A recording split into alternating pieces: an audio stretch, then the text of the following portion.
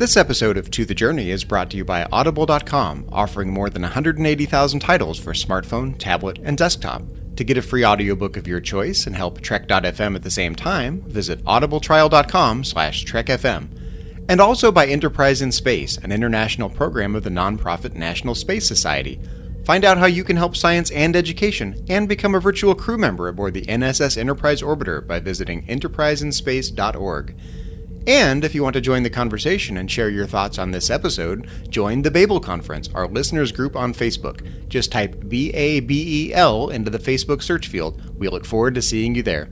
This is Tim Russ, Lieutenant Commander Tuvok on Star Trek Voyager, and you're listening to Trek FM. I think it's safe to say that no one on this crew has been more obsessed with getting home than I have. But when I think about everything we've been through together, maybe it's not the destination that matters. Maybe it's the journey. And if that journey takes a little longer, so we can do something we all believe in, I can't think of any place I'd rather be, or any people I'd rather be with. To the journey. You're here. To the journey.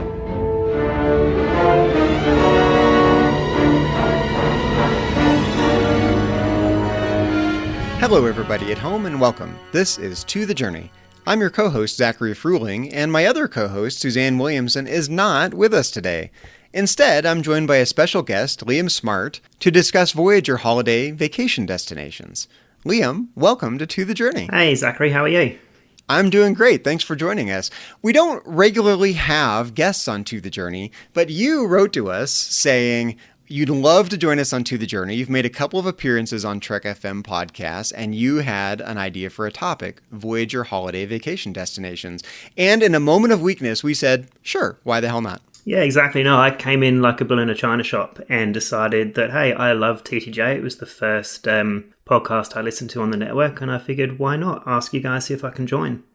And Suzanne was supposed to join us, but she's having microphone issues, so she cannot record a podcast right now. And rather than wait for her to get a new microphone, we said, well, just blaze ahead, you and I. So you get to be my special guest co-host on To the Journey today. So thanks a lot. That's all good. It's a shame Suzanne's not here, but we'll try and fill in for her. So, Liam, you came up with this topic idea to talk about Voyager holiday vacation destinations. What was the impetus of that idea? Why did you want to talk about that in particular? Well, I kind of thought that with Voyager being so stuck out in the Delta Quadrant, they need to have some time to relax, to get away from everything. They're working for potentially 75 years to get home. And I thought, well, are there any places along the way that they could actually go to and kick back and relax? And yeah, the more I thought of it, the more probably not quite the best kind of holiday destinations. I have to say that I don't immediately think of vacations when I think of Voyager. You know, the Delta Quadrant doesn't have a Risa, from what we can tell, right? So, and the characters that we do see taking vacations on Voyager are usually taking vacations in the holodeck. Yeah. Like when Tom and B'Elanna go on their honeymoon to the holodeck, or Captain Janeway does her Janeway Air cosplay in the holodeck.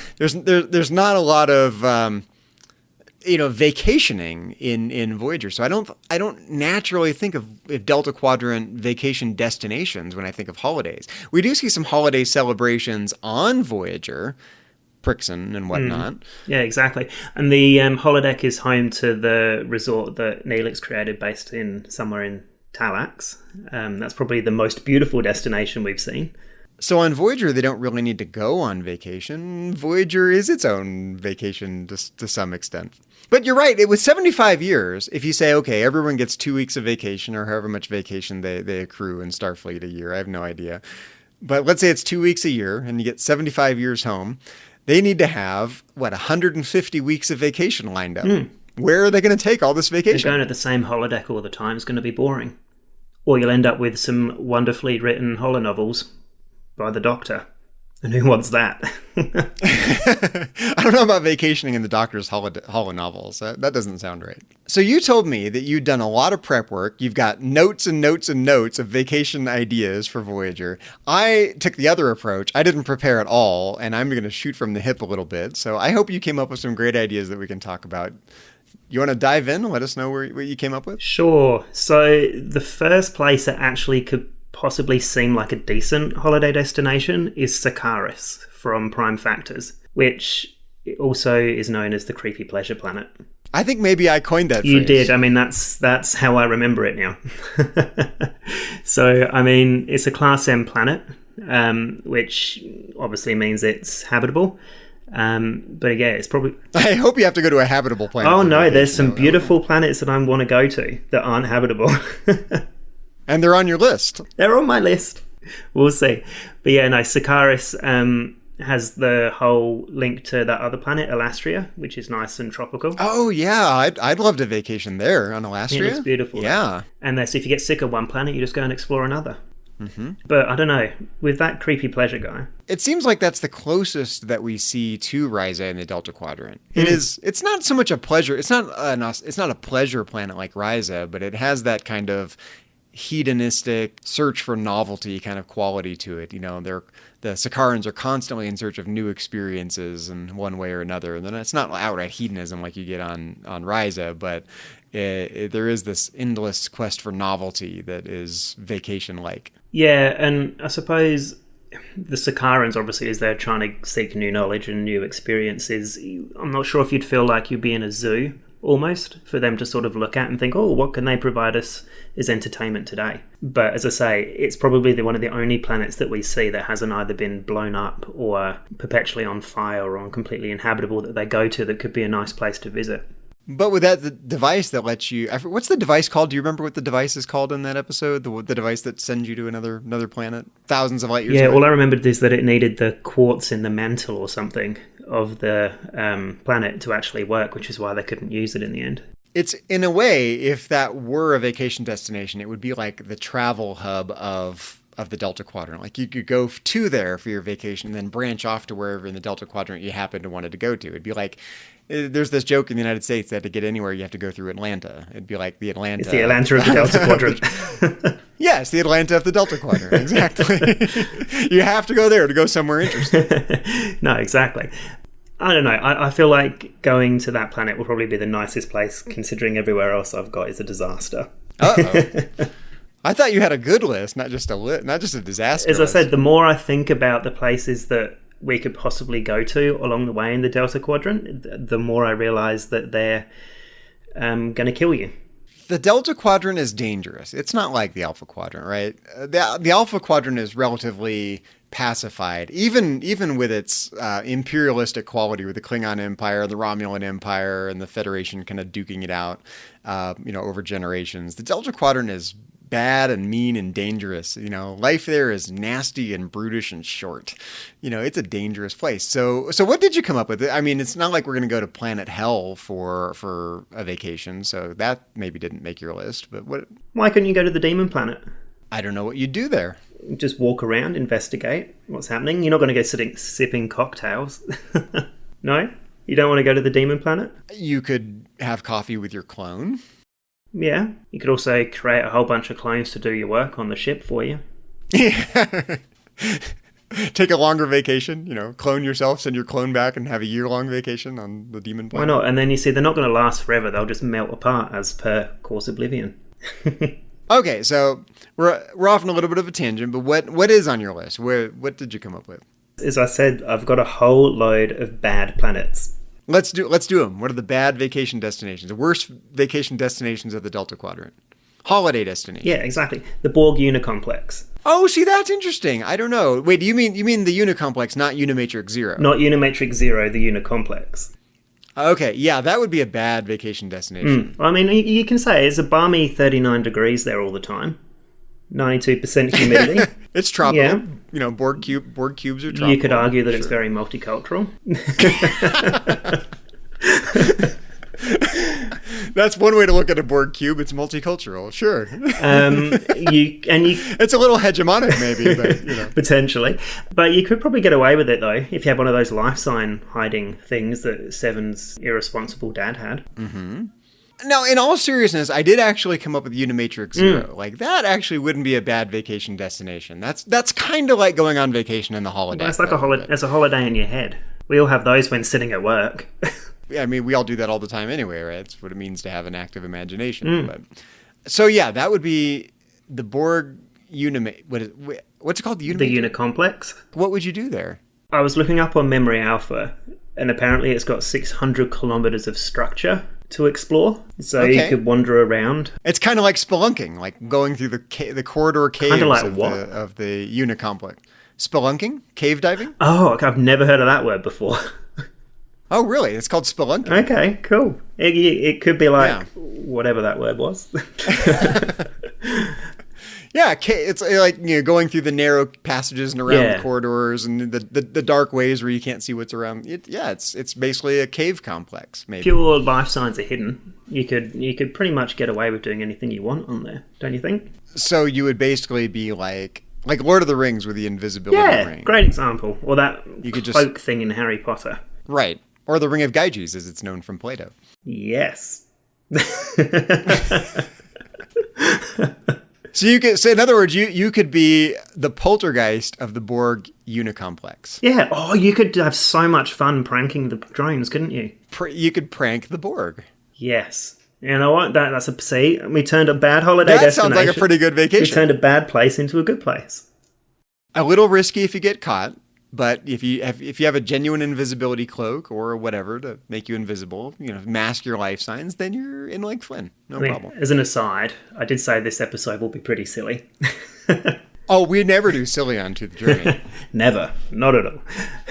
Well, it's funny. You were asking me earlier about the difference between my two podcasts, Metatrex and To the Journey. And, in Metatrex, I'm a lot more serious and I focus on philosophy and we have deep discussions. For me, To the Journey has always been a little more lighthearted. Even when we're talking about serious topics, we try to do it in a fun way. So we are not afraid of being silly on To the Journey. As you know, a different side of my personality comes out when I do this show compared to doing my other show. Yeah. See, I don't think going to the Borg Unicomplex would be that bad a thing. You'd have to be one to live dangerously. You'd have to like riding the ragged edge of disaster a little bit. And if you get assimilated, well, it's almost like when Kim got in that glowing space herpes. It's like you get assimilated. It's just like other diseases you can get from having too much fun on holiday. Sorry. Oh, dear. So I have to admit, I did not think of the Borg Unicomplex as a natural vacation destination. So it sounds like we're really coming up with the anti-vacation destinations. And that's okay. We can be ironic. That's fun. What else you got? I mean, I can find a reason to go to any of them. Where do you want to go, though? That's the $64,000 question. Now, what's on your list? Probably the most realistic place that I'd want to go to would be that planet from 30 Days, the water planet.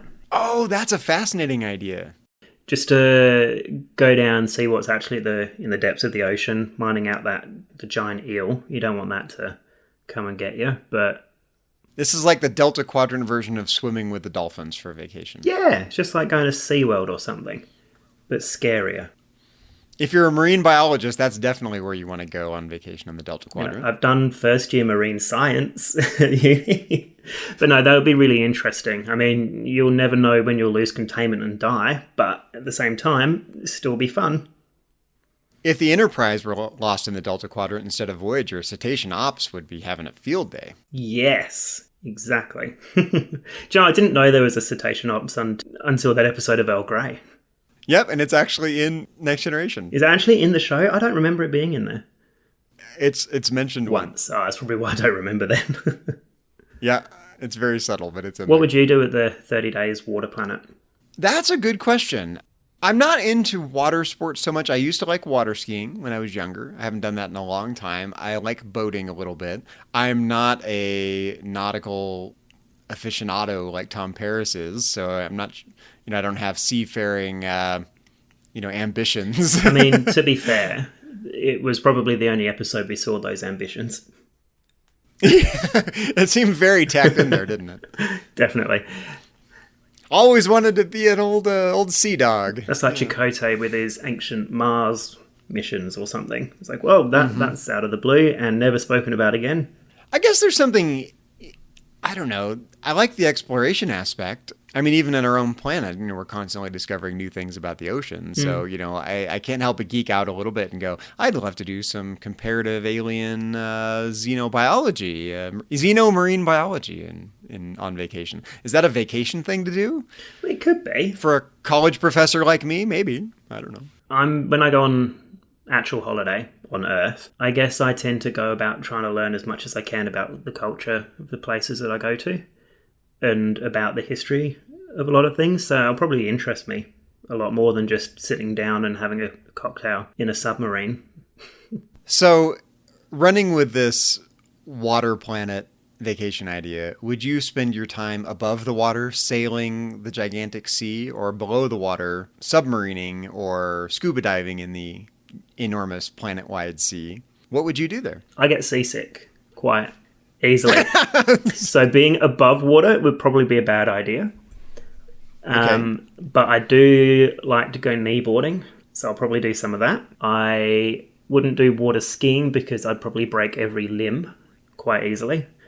So I'll probably spend most of my time underwater. Scuba diving would be fun, except I don't want that eel to eat me. I think with scuba diving, I would be one of these people that almost panics a bit when I go underwater with the scuba gear on. Have you ever been scuba diving? No, it sounds terrible. It's weird. Like the whole idea of trying to realize that you can breathe underwater, I found odd. Not much really freaks me out, but I think I might actually have a hard time adjusting to breathing naturally underwater.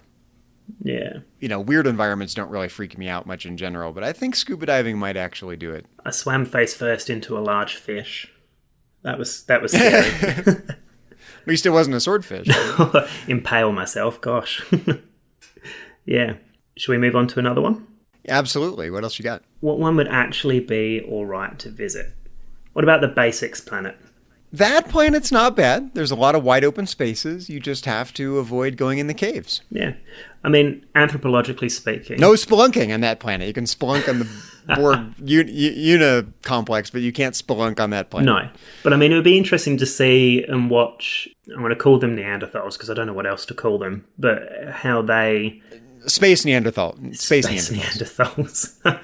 Yes. Oh, wow. So it'd be interesting to see the space Neanderthals go about their lives, knowing that that's what we used to be like thousands of years ago. And especially as it's geologically unstable. So as an aside, I study physics and maths to be a meteorologist, but I also have an interest in geology. So all that kind of... I was going to say, you're taking a very scientific approach to this, both to the water planet and to this planet. So I mean... You would want to build a duck blind on what? On this planet. A duck blind. Remember the episodes? This happened in Star Trek twice. There was the episode of The Next Generation where they're studying the proto-Vulcan culture, and they have the holographic thing in the mountain. Yeah, no, I remember. That's themselves. what that's called. That's called a duck blind. Yeah, like you're hunting for ducks. Behind a thing. That's why it's called a duck blind. It hides you essentially, and also in Insurrection. They have the same basic setup, a duck blind and built into a mountain. So you would be a duck blind builder on this planet. Yeah, definitely. And I'll go... To study the space Neanderthals. Yeah, no, I would sit in one of those and just watch. I'd also like to just go around, and I think it's called tramping, at least that's what it's called in New Zealand, or even here maybe, and just go around and see the environment and what's happening. Especially the volcanoes. I love volcanoes. What I remember about that episode is this quest for interesting food items to keep them alive. Like, they have to find something to eat on this planet. So this would be like foraging, you'd forage for Delta Quadrant truffles or something to keep you alive. Like, you're constantly truffle hunting on this planet. Do you know, out of all these planets, I did not think about where I could get food from. Well, I remember them eating some sort of grub-like, mealworm-like things. I remember... What were they? They were some sort of fruit that was poisonous, right? Whatever it was, I probably wouldn't have eaten it because I'm such a picky eater. Right.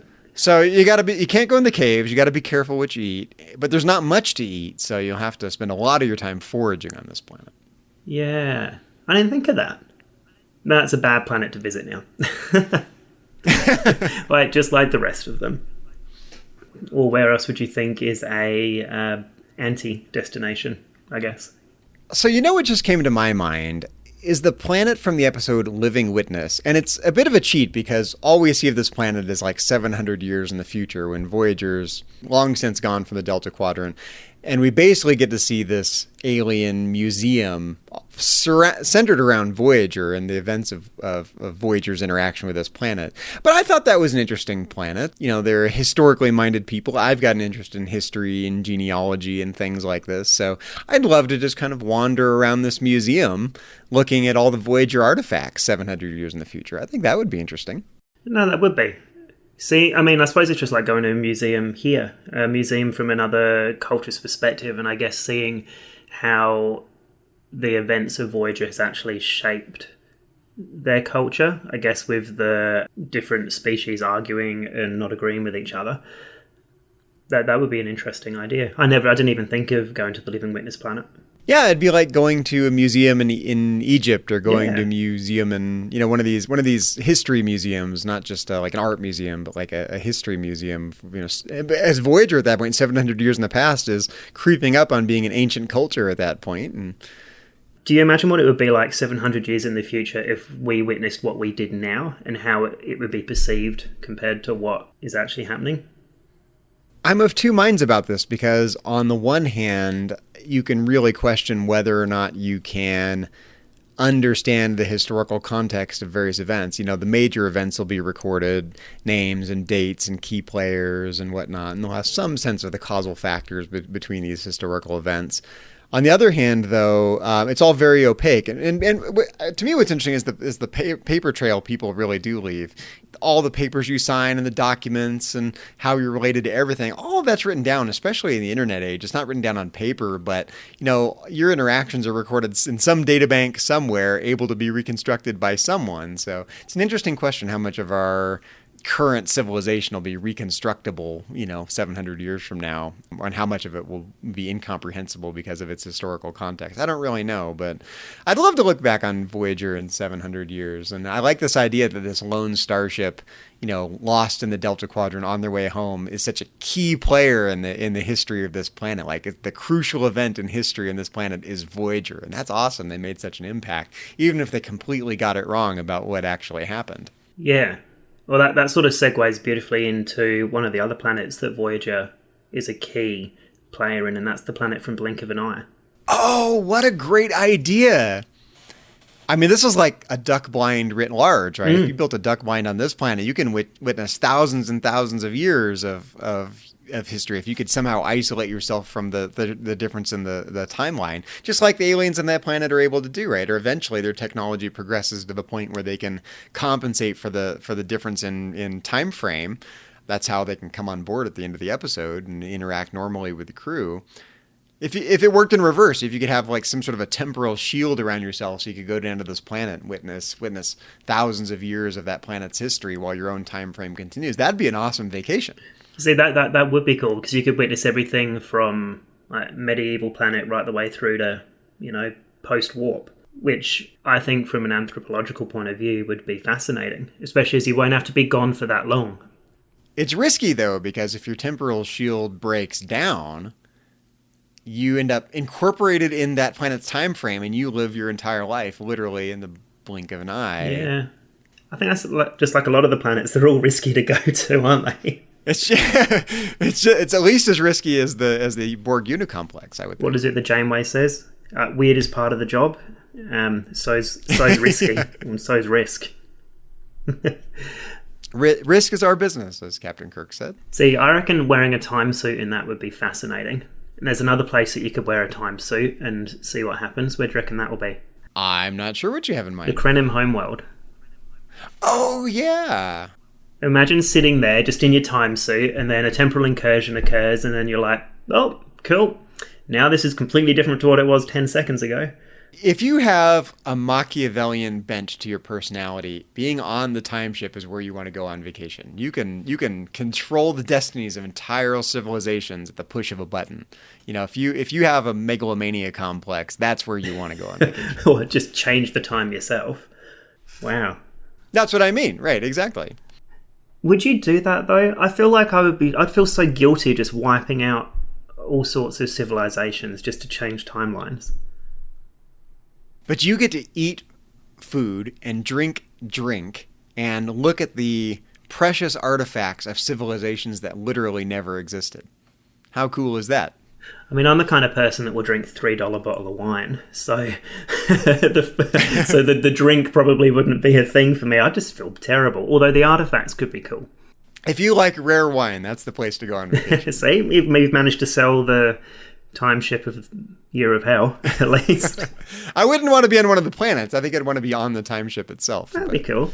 I mean, a lot of the places we can actually make quite nice. I mean, we've already said the Borg Unicomplex can be a nice tropical 39 degrees. So I guess the time ship can be good. And good for spelunking. Exactly. How do you reckon we could sell, I don't know, what's another place that I think would be cool? Oh. What about Vidiian?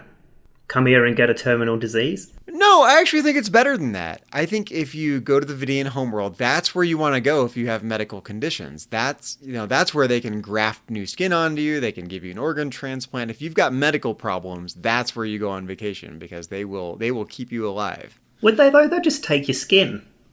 It's like, oh, you don't need this nose. I'll take it. That's an interesting question. Do the Vidiians... I guess the Vidiians approach everyone as, essentially organ donors, organ hosts, but what would it take to be on their side? Would you have to masquerade as one of them? Would you have to dress like a Vidiian and kind of do yourself up as a Vidiian, put on some Vidiian cosplay and makeup, and then they'll try to cure you? Can you imagine doing Vidiian cosplay at STLV? I've never seen anyone do that, actually. That's a great idea. If I had the money to come to STLV, I would totally try and do that, because that would be an absolutely mental cosplay. You don't see a lot of Vidiian cosplay. No. But, I mean, there was supposed to be like a planet of artists and, philosophers and educators, so that'll be your kind of place to visit, I guess. If they weren't so sick. I guess so. Maybe if I had one of those personal shields where I didn't have to worry about them harvesting my organs while I'm trying to philosophize, I might go there to philosophize on vacation. Yeah. I think that would be kind of a cool planet to visit just to see the goriness of it all. I wonder if there are remnants of their great civilization. Like, are there monuments and ruins and columbariums of their once great culture, like you get in ancient Greece? Like, you can see the remnants of a great culture. Same thing in Rome. Do they have these artifacts of great civilizations on the Vidiian homeworld despite the decline in their culture? I reckon they would. I mean, we've got all of those, as you say, in Rome and in Italy, and like all the Renaissance. Is it Renaissance in Florence? I mean, of course they're going to have it, and that will be a beautiful thing to see whilst dodging, organ harvesters. So yeah, if you're an archaeologist or an art historian, maybe, or an architect, maybe that's where you want to go. Yeah, no, I can see that. See, look, we're doing such a good job of selling this. We could be travel agents for the Delta Quadrant. We could sell ice to an Eskimo. We could. Are there any other planets that you can think of, or I've got a couple more? I actually wouldn't mind going to the Ocampan homeworld. That's where I was going to go to, yeah. You wouldn't get a lot of time in the sunlight, so if you're trying to get a tan, that's not the place to go. Well, you could get a tan if you decided to crawl up to the top. Yeah, you'd have to work for it. Unless you mean staying in the Ocampan, underground bit. I was thinking about staying in the Ocampan underground. Yeah, see, I would go the different route. I want to be above ground just to see all the ruins and of what their culture once was before they lost their nucleogenic particles in their atmosphere. I'm not sure why I really wanted to go there. The Ocampans seem like nice people. They're essentially hobbits, right? I mean, they're short and they live underground, and so it's like going to the Shire. That's the New Zealand of the Delta Quadrant. Exactly. Again, because I do want to be a meteorologist. The whole idea of what happened to Ocampa by the Nicene and the caretaker is sort of fascinating, because the nucleogenic particles that they talk about, I mean, we have them here, although we sort of know them as aerosols or cloud condensed nucleogenic, whatever it's called. But that's how the clouds are formed. They have like little water droplets condensed on these little particles in the atmosphere. And that's how they get clouds. But if they've got nothing to condense on, that's where the water's all gone. Interesting. See, that kind of thing fascinates me. And if you can see some of, just like you said about the ancient stuff from the Vidiian homeworld that's been left behind because of the phage, they'd have a lot of ruins and stuff from the Okampan culture as well to visit. And the Okampans just seem like nice people. Oh, but do they? They set fire to things. Only some Well, of that's them. when only Kess. It's only Kess. Kess isn't a nice person when it comes down to it. I suppose most places we've been to, most of the people are scary. Vidiians, Borg, you clones. What else you got? Where else do you want to go? These are great examples. A lot of these I wouldn't have come up with, so I'm glad you came up with them. Now, the last one that I've thought of, and I've left this to last purposely because it is, you could make it whatever you want to be. And that would be the Q continuum. Oh, sure. Yeah. In fact, we just did an episode of Metatrex about this. Yeah, I mean, provided you have some Q as an actual friend and not some, omnipotent pain in the butt, they could make the Q continuum be whatever you want it to be, or whatever they want you to perceive it to be. That's an interesting question. Is the Q continuum kind of like the holodeck, where you get to choose the metaphor, metaphorical way it's presented to your limited, finite human understanding? You can't take the Q eye or God's eye perspective on it, so it's got to be metaphorical, as Q says. But do you get to choose the metaphor? Is it basically an omnipotent, omniscient, eternal holodeck? Or is it the Q who decide how it's presented to your, finite, puny human understanding? It was portrayed as that desert road, which wouldn't be interesting, but is also the... Unless you're the Scarecrow. The Civil War. What was that? Unless you decide to be the Scarecrow for a while. That's a blast. You got to try that. Well, we could always give it a go for a couple of 100,000 years. Even Q's been the Scarecrow once in a while. Even Q. If you had a friend who was the Q, what would you make them, or what would you see if you could get them to show the Q continuum as? Or I guess I'm saying, what would be the most ideal destination for you that they could create? Well, this is like the holodeck, right? I mean, if I could be... I suppose it is, but it's outside. It's outside. It's outside the universe. It's really outside. It's outside space and time. It's really outside. Yeah, it's better than a stuffy old holodeck. Stuffy old planet, Just go all out and go outside of space and time. Why not? Well, okay, this is the direction I was going. Like, frankly, the Delta Quadrant doesn't have much in the way of vacation spots. They're all harsh and brutal to some degree, with a couple of exceptions. So, really, we're talking about the holodeck when we're talking about vacation on Voyager. So, pretty much now, yeah. It's an interesting question for everyone. If any of us had a holodeck, where would we go? What kind of environment would we create? What's your paradise environment? If you were on Voyager and you couldn't actually go to one of these planets, or they're not very desirable, where would you actually go on vacation if you were a member of the crew? See, that's a very difficult question. Do you have a sacred spot for yourself? Each of these planets have something that I would actually really enjoy, which is the weird thing. I honestly feel like I would probably enjoy a holiday in a safe area. This is going to sound terribly like Jurassic World or something, but sort of a basics planet with dinosaurs, with the Earth not fully formed properly, yet in a safe place with a protective suit. Not just Riser or Egypt or... What would you need the protective London. Suit for? Dinosaurs. Protect you from the dinosaurs. I don't know. I was just trying to... This is a good point. Not only can you vacation to any one of the planets we've already talked about, you could actually vacation with the dinosaurs in the Delta Quadrant. Or their descendants, at least. The Voth, yes. That's it. That's where I want to go. If you want to hang out with dinosaurs, the Delta Quadrant has you covered. That's it. That's where I want to go. I want to go to the Voth, city ship, see the Voth, and then have them take me back in time to the Voth homeworld, which is Earth, a few million years ago. We've gone on such a tangent with this episode, haven't we? It actually reminds me a bit of the episode All Good Things, the end of The Next Generation, when Q takes Captain Picard back to the dawn of life on Earth. That would be neat to see, something like that. If you had the power of the Q at your command to, where to go on vacation, what are the key moments? Okay, it'd be cool to see the origin of life, like we see in that episode of TNG. Would it be cool to go back in time and I could watch the Kennedy assassination, stand under the, book depository building and watch the shotgun come out. And if you could, basically the Q powers are kind of a time travel machine. You can go anywhere, anytime. Same thing with the Nexus. It's similar to the Nexus in Generations. It's the same kind of plot device, really. It's something that magically wisps you away to a different place, different time, different whatever. Same thing with the holodeck. They're all the same basic plot device, right? So it's interesting. If you could go any place, like a super special place, or like an interesting time, or maybe both, but.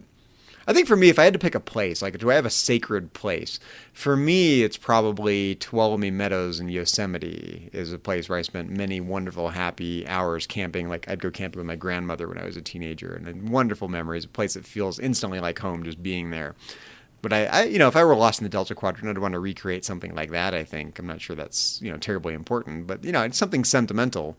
But if you had the power of the Q, if it were a Q-size holodeck, if you could be in the Q continuum, if you had powers of the Q to wisp you away to any point in space and time in the entire universe, what would that be? The world is your oyster. The universe is your oyster in that situation. There could be so many things that you could do. And I mean, to your point about going to Yosemite, those kind of sentimental places are places where you feel most comfortable and most at ease. And that's what a holiday, in a way, is about, to sort of relax yourself. And if that's the kind of thing that you want to do on a holiday, then a sentimental place is a really good idea to visit.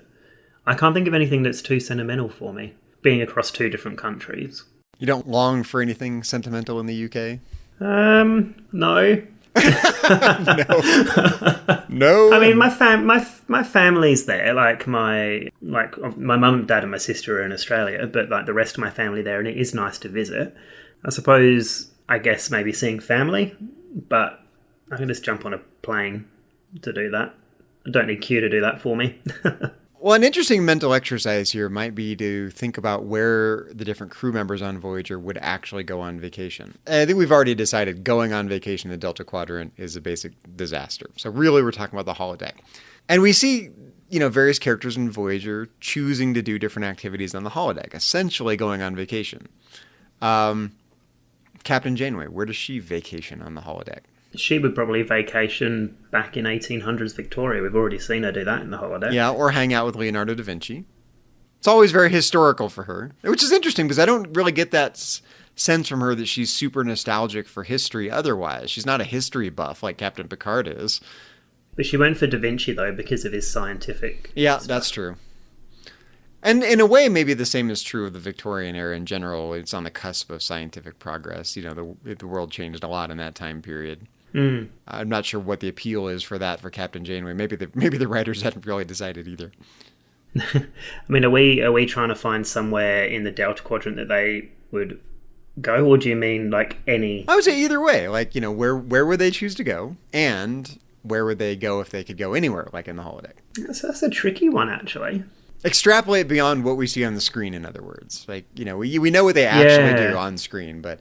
If they were coming up with something new to do, what might they do? Let's start with B'Elanna. Where might she go?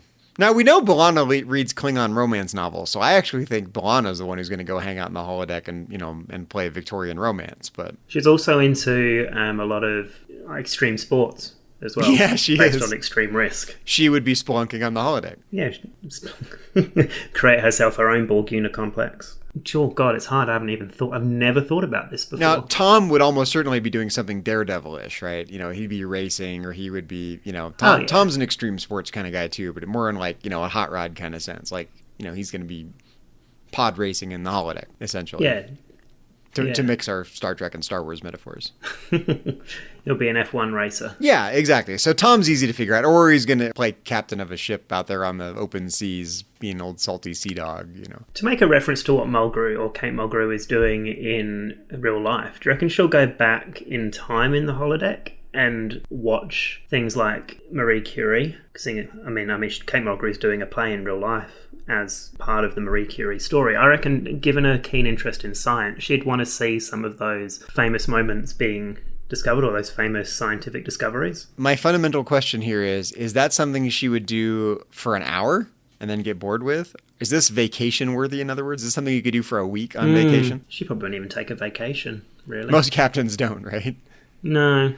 They can't stand it. It's not the right personality type, Oh, I know where Harry would go. Harry would just recreate his parents' house and spend a week there on the holodeck. He'd just go to Earth.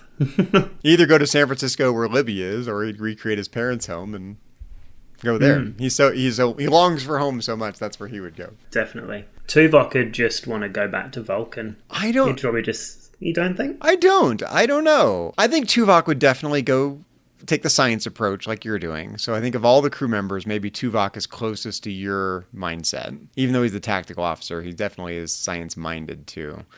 I could see him gardening for a week, growing his prized Vulcan orchids for a week on the holodeck as a vacation.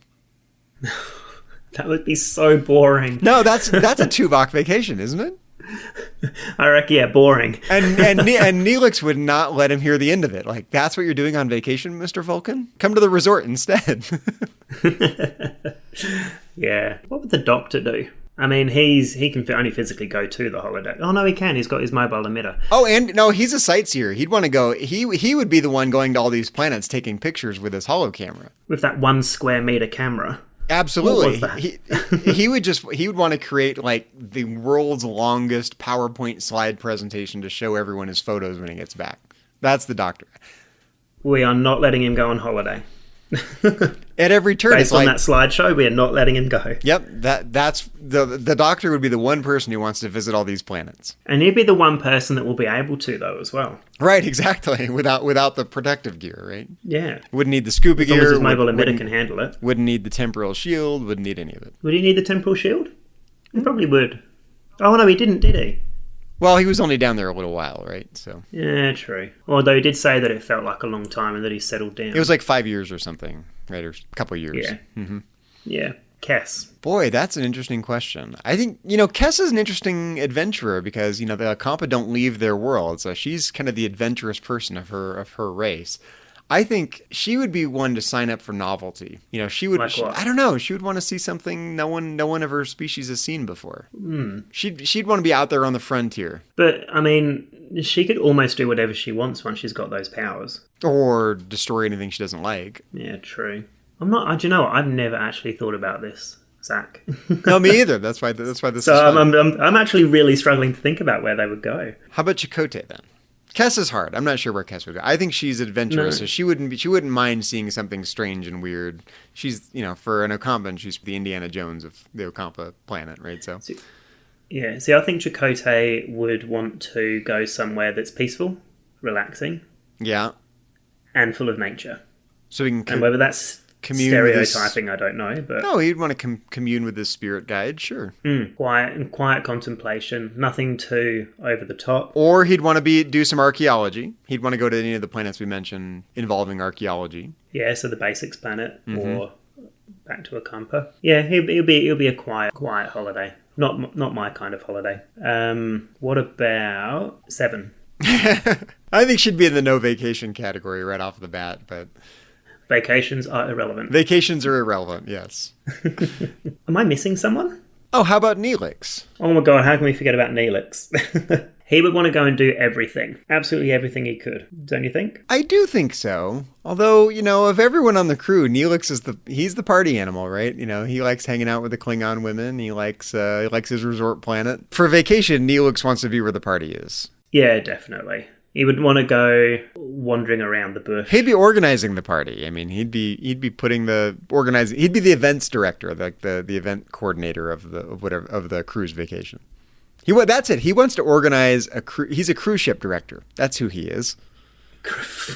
God, he will be the travel agent for the Delta Quadrant. Yeah, he'll be doing just what we're doing. Come to the Unicomplex. It's beautiful weather there all year round. Or he'd be sampling the culinary delights of the Delta Quadrant too. He could be in search for recipes. I could see Neelix doing that. Find the birthplace of the Leola root. Something like that. Is Leola root a Talaxian root? It's from Talax. Is it from Talax? No. Is it? I don't know. I never bothered to look. I assumed it was, but maybe they say in Voyager, and maybe they don't. Maybe they do, and I can't remember. No. I had assumed it was a Talaxian ingredient. It doesn't actually say where it's from. There's a whole Memory Alpha page about Leola root, though. No. He'll go around foraging for food and cruise directing. I feel like every planet, what we didn't see on screen is that every planet that Voyager goes to, Neelix is right there with his recipe book, writing down the best recipes he can find from that planet. Can you imagine him doing that? Yes, I can. just standing there. It's like, oh, this could be interesting. And then you got someone like Tuvok going, put that down, Mr. Neelix. Put your recipe book down, Mr. Neelix. 24th century cook show. Collecting the most exotic spices. This one comes from Vidiian, full of fame. I think it's a given now that, I mean, maybe Voyager... It's an interesting question. Is the Delta Quadrant really this plagued for vacation spots? Or is we're just looking at such a small sample that's not representative of the Delta Quadrant in general? Or is the Delta Quadrant really this dangerous compared to the Alpha Quadrant? We've only obviously seen the planets on the path that Voyager's taken. I mean, you probably would find some decent places to visit along the way. I mean, there could be a riser of the Delta Quadrant, but I think we haven't seen it, obviously, so we can make a decent show and a lot of conflict or, I guess, jeopardy for the characters. That's why we haven't seen anywhere decent. I don't think they're going to get a lot of vacation, honestly, in Voyager. I think... Oh, no. I mean, they've got one ship to run. There's no one to replace It's them. a little optimistic that every member of the crew is going to get 150 weeks of vacation over 75 years on Voyager. I reckon so. And even then, if that's the case, they've got to share the holodeck time, and it doesn't work. I mean, if it's 150 people on board, if they have 2 weeks of leave a year, that means there's one person on leave pretty much throughout the whole year. And what are they going to do? Is Voyager just going to stop while the crew members go to some planet to take a vacation? No, Voyager's got to keep moving home. There's no time for anyone to go to a planet and take a vacation. Voyager's not going to sit around and wait for 2 weeks, right? They'd all have to vacation in the same spot. Can you imagine the arguments there? That's why we do need Neelix as a cruise director. So Voyager can be the vacation. That's my point. Voyager needs to be the vacation. It has to be its own vacation. Yeah, that's the cruise ship. Voyager is the cruise ship. Yes, exactly. There we go. That's. I mean, let's face it. I would love to go on holiday and just be on Voyager. Well, I think for any of us Star Trek fans, we don't want to go anywhere else. We just want to be on the bloody ship. No, exactly. Well, Liam, I'm glad you could join me here on To the Journey today while Suzanne is having technical difficulties. Hope it was fun for you to be on To the Journey. We don't have guests on To the Journey as a matter of course. Shire and Tristan didn't have many guests on To the Journey. Suzanne and Kay and I haven't had many guests on To the Journey, and you hit us in a moment of weakness and decided, it'd be fun to have someone else and reinvigorate the show. It's been a little while since we've done an episode, and frankly, we're trying to think of ways to reinvigorate the episodes. Get some new voices and get some new perspectives and have fun with To the Journey again. It's been a little while since we've done an episode, so thanks for kicking us into gear and getting an episode recorded. Oh, no, thanks for having me on, Zach. Sorry that Suzanne couldn't be here. I was looking forward to podcasting with the both of you. And yeah, hopefully can get some more TTJ episodes out, because I do love hearing them. Yeah, we plan to be back doing more episodes soon. So thanks, like I said, thanks for kickstarting us, and thanks for joining us. This was a great episode. I'm not sure I had much to say about Voyager holiday destinations. There aren't many in the Delta Quadrant, and I think I just want to hang out on the ship. Frankly. Yeah, pretty much. And the Voth. I'd still love to see the Voth. Okay, that would be cool. You convinced me on that one. Well, it's been fun talking about Voyager holiday destinations this week, but this isn't the only thing we've been discussing here on Trek FM. So here's a quick look at some of the other things you may have missed elsewhere on the network. Previously on Trek.fm, Standard Orbit. I bought it when it first came out. I played it for like 2 or 3 days, and I went, what is going on? Am I missing something? Is just I'm not a good player? So, and then I checked on the reviews online, and everyone agreed that it was not a good game, and we were all correct. Literary Treks. But that's why I bring this back around, why it was so cool, the Klingon battlecruisers, to distinguish them not being the smooth-sided, cheapy little things from the series. Gene gives them this, never is this uttered on screen, but every little tech nerd knows what a Katinga, Klingon battlecruiser is. And it's only because Gene came up with that word and gave it to them in the novel. It's not in the movie. Nobody says, Captain, we're picking up 3 Klingon Katinga heavy battlecruisers on the, Epsilon 9. Earl Grey. Come on, when you go on a date, you're going out to dinner, and that's like the standard date number 1, right? Mm-hmm. Yeah, maybe things are different in the 24th century. Maybe. But okay, all right. I mean, but okay. So, I mean, you could be assuming this is the first time they shared breakfast together. Maybe. That's a wild assumption. Maybe there's that right. And introducing our newest show, The Line, a Star Trek Picard podcast. Mike, I wanted to make a comment about something that you said about being mostly the middle for a lot of these comic book franchises, it actually makes me think Star Trek, in a way, is something that keeps going and going, 764 installments now, without a specific end necessarily. Maybe it'll come someday. But These Are the Voyages was a love letter to the fans. What are you talking about, Justin? You know what I mean. And that's what else is happening on Trek.fm. Check out all these shows and join the conversation about your favorite corner of the Star Trek universe and beyond. You'll find us wherever you get your podcasts. If you're an Apple user, be sure to hit the subscribe button in Apple Podcasts on your iPhone, iPad, Apple TV, or the desktop iTunes app to get the latest episodes as soon as they're published. And please leave us a star rating and a written review. If you're not an Apple user, we've got you covered as well. You can find our shows on Google Play Music, Stitcher, TuneIn, Spreaker, SoundCloud, Windows Phone. Who has a Windows Phone anymore, by the way? In most third-party podcast apps, and you can stream and download the MP3 file from our website or grab the RSS link as well. We'd love to hear your thoughts on today's episode of To the Journey, and there are many ways for you to share your thoughts with us. The best place to join in the larger conversation is the Babel Conference, our listeners group on Facebook. Just type Babel, that's B-A-B-E-L, into the search field on Facebook, and it should come right up. If you'd like to send us an email, you can use the form on our website at trek.fm/contact. Choose Message to a Trek FM show and select To the Journey. That will come right to us. You can also find the network on Twitter at TrekFM and on Facebook at facebook.com/TrekFM. Well, speaking of contact information, Liam, when you're not hiding behind your duck blind studying ancient space Neanderthals, where can our listeners find you on the interwebs and around the Trek FM network? So you can find me hiding on the Babel Conference. I'm in there a fair bit. You can also message me on Facebook from there if you like. I've also recently got Twitter at LS74656. So feel free to follow me on there. That's a nice Voyager handle there, by the way. It is. I wanted to think of something Voyager related, so I thought, why not have the numbers? So, Zach, when you're not spelunking your way through a Borg cube, where can we find you? The Borg Cube of Life. Borg Cube of Life. Well, you can find me elsewhere on Trek.fm as co-host of Metatrek's Trek FM show dedicated to Star Trek and philosophy. You can always find me in the Babel Conference if you'd like to talk about Voyager with me in there, and you're welcome to follow me on Twitter. My handle is just my name, at Zachary Fruhling. Well, if you'd like to help us keep all of our shows coming to you each week, we invite you to become a patron of the network on Patreon. Visit patreon.com/TrekFM, that's patreon.com/TrekFM, to get all the details. Perks include early access to episodes, exclusive content, producer credits, and many more, all available through our special patrons website, the Patron Zone. It requires a great deal of money to produce, host, and distribute these podcasts each month. We really appreciate any support you can give us, and we hope you'll join the team. Again, you'll find all the details at patreon.com/TrekFM. Well, there are a few people we'd like to thank from around the Trek FM network. We'd like to thank C. Brian Jones, the founder and publisher of Trek.fm, who happens to take fewer vacations than Captain Janeway. Our executive producers, Matthew Rushing and Kenneth Tripp, Aaron Harvey, our art director, and Richard Marquez, our production manager. We'd also like to give a thank you and a shout out to our associate producers here for To the Journey. We'd like to thank Bruce Lish, Ju Kim, Richard Marquez, Patrick Carlin, and Norman Lau. Thank you very much for your support of To the Journey and Trek.fm. Well, be sure to join us next time on To the Journey when we'll be watching the Doctor's holophotography vacation slideshow. But until then, this has been To the Journey.